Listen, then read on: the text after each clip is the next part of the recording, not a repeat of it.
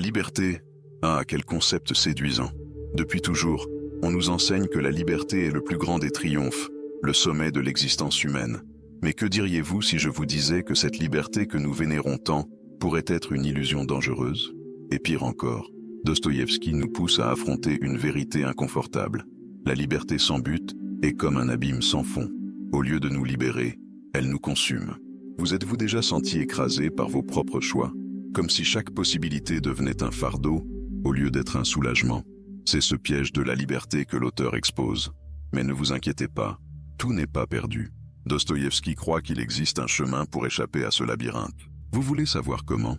Je vais vous guider dans un voyage qui révèle comment la foi, la moralité et la responsabilité peuvent transformer le fardeau de la liberté en une vie pleine de sens. La liberté, un concept complexe. À première vue, la liberté semble aussi simple que de respirer. Pourtant, lorsque Dostoïevski entre dans le débat, on réalise qu'elle est comme un puzzle de 1000 pièces, et certaines semblent toujours manquer. Il ne décrit pas la liberté comme un cadeau ou un droit, mais comme un poids que tout le monde n'est pas prêt à porter. Imaginez quelqu'un escaladant une montagne. La montée est libre, mais le chemin demande des efforts et du courage. Ainsi, la liberté est un défi que peu de gens osent relever jusqu'au bout. Pourquoi la liberté fait-elle peur? Pensez à l'anxiété que provoque une décision importante, comme choisir une carrière ou mettre fin à une relation.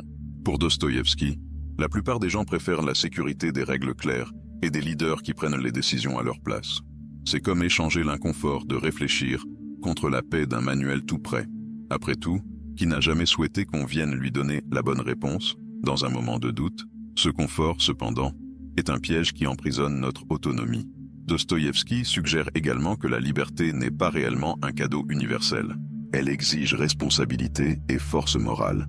Comme un test de résistance, elle révèle qui nous sommes vraiment. Il n'est donc pas surprenant qu'il considère la liberté à la fois comme un élément dangereux et essentiel. Et c'est là que cela devient encore plus fascinant. Comment ce poids influence-t-il le comportement humain? L'épisode du Grand Inquisiteur. Imaginez un scénario où le Christ revient sur terre, mais au lieu d'être accueilli avec des louanges, il est emprisonné pour ses idées. C'est le contexte de l'épisode du Grand Inquisiteur dans Les Frères Karamazov. Pendant l'Inquisition espagnole, l'inquisiteur confronte le Christ et affirme que l'humanité n'est pas prête pour la liberté qu'il offre. Selon lui, les humains préfèrent un monde où leurs choix sont limités en échange de sécurité et de stabilité. C'est comme cet ami qui ne décide jamais où aller dîner. Pour beaucoup, prendre des décisions est un fardeau insupportable. L'inquisiteur explique que, en donnant aux hommes la liberté, le Christ les a condamnés à une vie d'angoisse et d'incertitude. Selon lui, les gens ne veulent pas de liberté, mais du pain et des directives. Imaginez un public lors d'un spectacle. La plupart veulent juste suivre les lumières et les instructions de l'animateur, sans réfléchir à ce qui se passe derrière le rideau. Cette métaphore illustre pourquoi l'humanité, d'après l'inquisiteur, préfère céder son autonomie à des leaders qui promettent du confort, même au prix de leur essence. Un dilemme moral profond. Cependant, il y a un paradoxe. Bien que l'inquisiteur critique la liberté, il démontre qu'il ne peut y avoir d'ordre véritable sans son sacrifice. C'est un dilemme moral profond qui pousse le lecteur à se demander « Jusqu'où sommes-nous prêts à renoncer à nos choix pour une vie plus tranquille ?» Cette réflexion nous invite à penser à la relation entre liberté et sécurité, un débat qui résonne encore aujourd'hui dans nos dilemmes quotidiens. Imaginez un homme qui, conscient de toutes les contradictions de la vie, décide de rejeter tout ce que la société considère comme juste. C'est l'homme du sous-sol, le protagoniste de Mémoires du sous-sol. Il choisit une liberté si radicale qu'il abandonne toute convention sociale. C'est comme quelqu'un qui, au lieu de suivre le courant d'une rivière, décide de ramer à contre-courant, juste pour prouver qu'il le peut. Cependant, cette liberté extrême ne lui apporte pas la paix, mais plutôt l'isolement, la misère et l'autodestruction. L'homme du sous-sol est une figure troublante, car il nous force à nous poser la question. Jusqu'où la liberté peut-elle nous mener? Il est prisonnier d'un cycle de réflexion interminable, remettant tout en question, mais incapable de passer à l'action. Pour lui, la liberté sans limite est comme un bateau à la dérive, sans direction ni port. Par exemple, il est incapable de créer des liens ou de maintenir des relations, car tout engagement est perçu comme une menace à son autonomie. Pourtant, dans sa quête d'une liberté absolue, il perd le sens de la vie. Dostoïevski, à travers ce personnage, montre que la liberté extrême, dépourvue de valeur ou de direction, peut conduire au nihilisme. C'est comme un enfant qui reçoit une carte sans savoir quoi chercher. Un excès d'options peut être aussi paralysant qu'un manque de choix. Et cette réflexion nous mène à une question encore plus profonde. Quel est le prix de la liberté lorsqu'elle devient une fin en soi? Raskolnikov et la liberté morale. Raskolnikov, le protagoniste de Crime et Châtiment, se considère comme un homme extraordinaire, au-dessus des lois morales communes. Il se convainc que, en commettant un meurtre, il peut justifier cet acte au nom du bien supérieur. Cette idée de liberté morale semble séduisante, presque libératrice. Après tout, qui n'a jamais pensé que certaines règles pourraient être ignorées pour une cause plus importante? Mais Dostoïevski montre que cette liberté apparente a un prix, la culpabilité qui ronge l'âme de ceux qui franchissent les limites. Juste après le crime, Raskolnikov commence à affronter les conséquences émotionnelles de son acte. Son esprit devient un champ de bataille entre des justifications rationnelles et le poids de sa conscience. C'est comme tenter d'éteindre un incendie en y ajoutant du carburant. Plus il essaie de se persuader qu'il avait raison, plus sa culpabilité le dévore. Ce combat intérieur nous pousse à réfléchir. La véritable liberté ne peut exister sans responsabilité morale. Sans elle, nos choix deviennent des chaînes invisibles qui nous enferment dans des tourments intérieurs. Dostoïevski utilise le parcours de Raskolnikov pour explorer l'idée que la liberté sans moralité est une illusion. La culpabilité, dans ce cas, agit comme un rappel inévitable que nous ne pouvons échapper aux conséquences de nos actes. Et voici la question qu'il pose. Jusqu'où sommes-nous prêts à affronter le poids de nos décisions? Cette interrogation nous rapproche d'un autre dilemme essentiel, celui qui relie liberté, foi et amour divin. Le conflit entre Ivan et Alyosha. Dans Les Frères Karamazov, Dostoïevski met en scène un conflit fascinant entre deux frères, Ivan, le sceptique, et Alyosha, le chrétien dévot. Ivan perçoit la liberté comme une malédiction, quelque chose qui pousse l'être humain vers le chaos et le désespoir. Pour lui, l'absence d'un Dieu qui fixe des règles laisse l'humanité sans direction, comme un bateau perdu en pleine mer. Alyosha, en revanche, voit la liberté comme une opportunité divine, un appel à l'amour et au salut. Ce duel d'idées agit comme un miroir des dilemmes auxquels nous faisons face à différents moments de nos vies. Ivan représente la révolte, l'idée que sans un cadre divin, la liberté peut devenir un fardeau insupportable. Alyosha incarne l'espoir, la foi en une liberté guidée par l'amour et les valeurs spirituelles. Ce contraste nous pousse à réfléchir à notre propre vision de la liberté et aux choix qui en découlent. Ivan est la liberté comme vide insupportable. Ivan défend que la liberté, sans la certitude d'une autorité supérieure, crée un vide insupportable. Selon lui, sans Dieu, tout serait permis, et la vie deviendrait un festival de désordre. C'est comme lâcher un ballon dans le vent. Sans contrôle, il finit par se perdre. Alyosha, en revanche, affirme que c'est justement dans la liberté que l'amour divin se manifeste.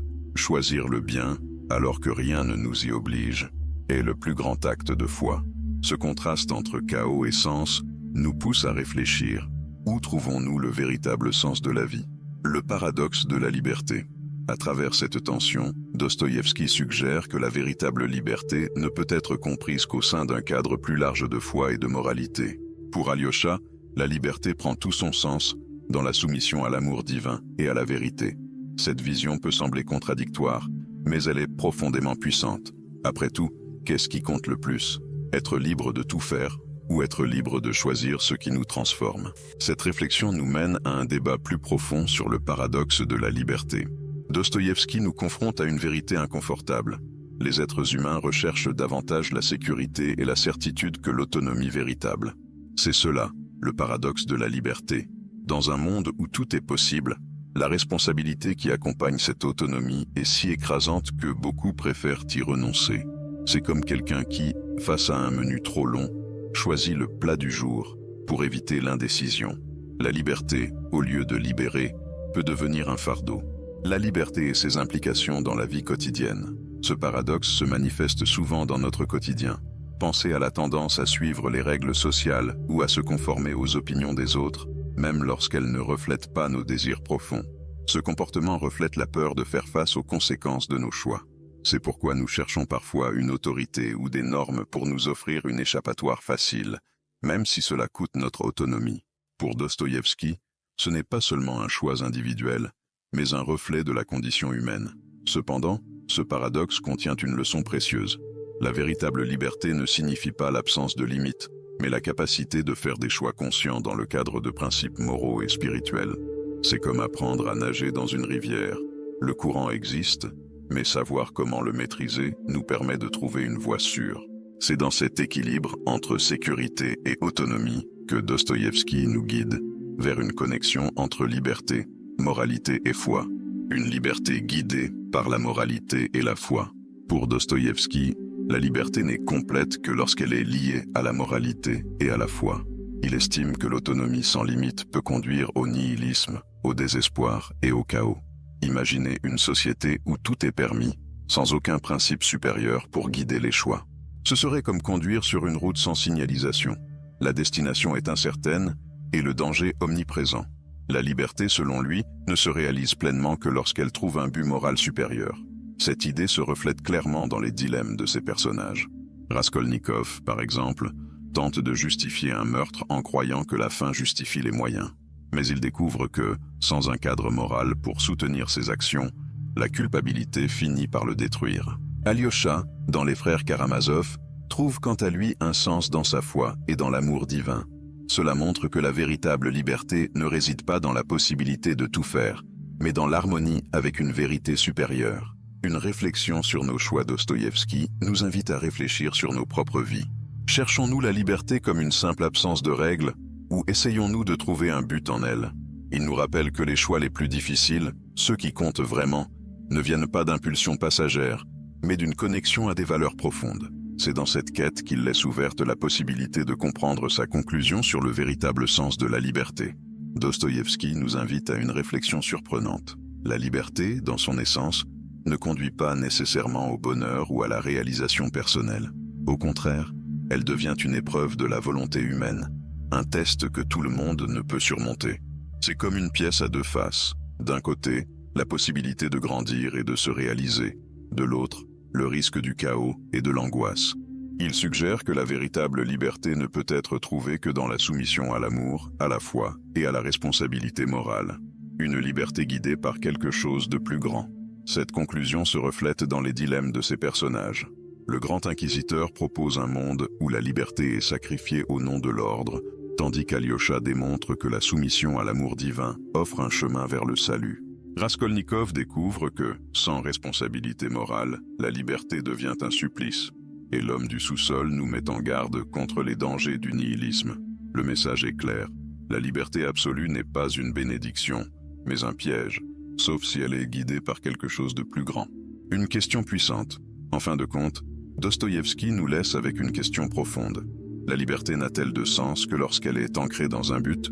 Il nous invite à repenser ce que signifie vraiment être libre, montrant que se remettre à la foi ou adhérer à un code moral n'est pas une renonciation, mais un choix conscient pour vivre pleinement. C'est là qu'il nous défie de regarder en nous-mêmes et de décider ce qui nous libère véritablement. Une réflexion personnelle. Alors, après avoir plongé dans les profondeurs de la pensée de Dostoïevski, reste cette grande question. Que ferez-vous de cette vision transformatrice de la liberté ? Il n'est pas facile d'accepter que la véritable autonomie exige responsabilité, foi et un but supérieur. Mais réfléchissez bien, dans quelle mesure utilisez-vous votre liberté pour grandir et non pour vous égarer? La réponse pourrait changer votre vie. Un défi pour aujourd'hui. Avant de partir méditer, je veux vous lancer un défi. Que pouvez-vous faire aujourd'hui, dès maintenant, pour aligner vos choix avec quelque chose de plus grand? Peut-être revoir vos priorités, chercher un savoir plus profond ou même remettre en question les règles que vous avez suivies jusqu'à présent. Ne laissez pas cette réflexion en rester à la théorie. Appliquez-la, testez-la, transformez-la. Après tout, comme le suggère Dostoïevski, la véritable liberté n'a de sens que lorsqu'elle est vécue avec un but. Et bien sûr, si vous voulez continuer ce voyage d'apprentissage et de croissance, abonnez-vous à la chaîne et activez les notifications. Ainsi, vous ne manquerez aucun contenu qui peut vous aider à voir le monde, et vous-même, avec plus de clarté. À la prochaine réflexion.